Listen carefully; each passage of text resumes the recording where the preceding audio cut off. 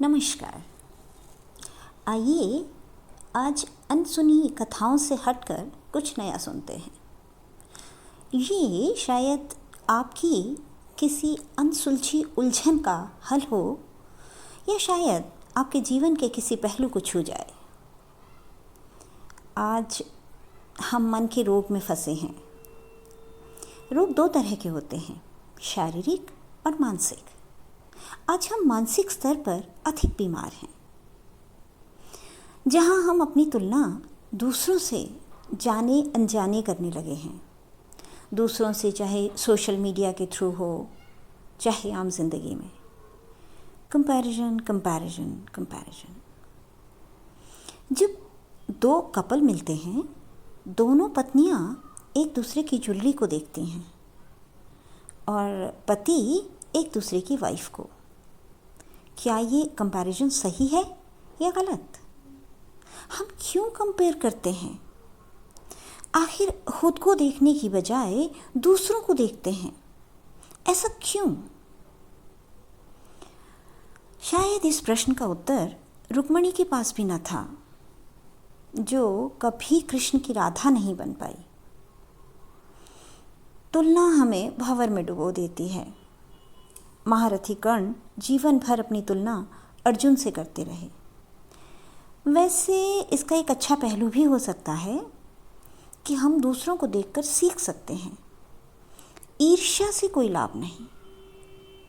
लोगों की अपेक्षाओं पर खरा उतरने से बड़ा अपने को देखो। दूसरों की पसंद नापसंद की परवाह करना बेवकूफ़ी है।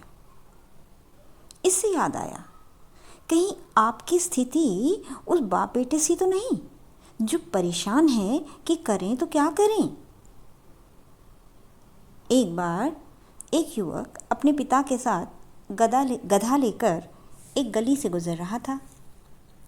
लोगों ने देखा और कहने लगे, देखो बेवकूफ़ लोग, गधा होते हुए भी पैदल चल रहे हैं।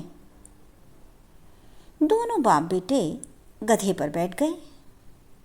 फिर लोगों ने कहा, कितने निर्दयी हैं, गधे पर दो दो बैठे हैं।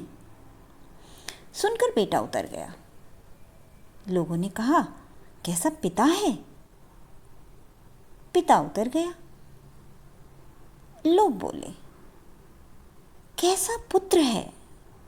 बूढ़े पिता पैदल चल रहा है और खुद को गधे पर सवार। ये सुनकर अब दोनों ने गधे को ही सर पर उठा लिया।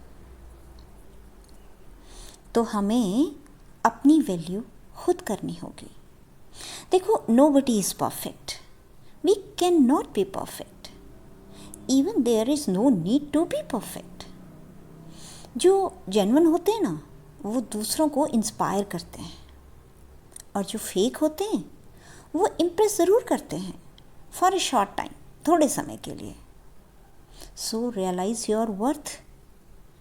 अपना मूल्य पहचानो। देखो, समाज का एक सेट आइडिया है जिसमें पढ़ना, नौकरी, शादी, फिर परिवार। एक इंसान के दो पहलू होते हैं। एक डूइंग यानी काम करना, जॉब, इवन अर्निंग, सक्सेस। दूसरा यानी बीइंग यानी खुश होना, खुश होना, शांति होना, लव होना। इसलिए हम ह्यूमन डूइंग नहीं हैं, हम ह्यूमन बीइंग हैं। यदि आप अपनी परवाह नहीं करते तो सिर्फ ह्यूमन डूइंग ही रह जाओगे। तुम ह्यूमन बीइंग हो। खुद को पहचानना ज़रूरी है। तो खुद को पहचाने। कहीं आप खुद को तो नहीं खो रहे ह्यूमन डूइंग होते हुए। फिर मिलती हूँ एक और नए आयाम के साथ। बस थोड़ा सा इंतज़ार।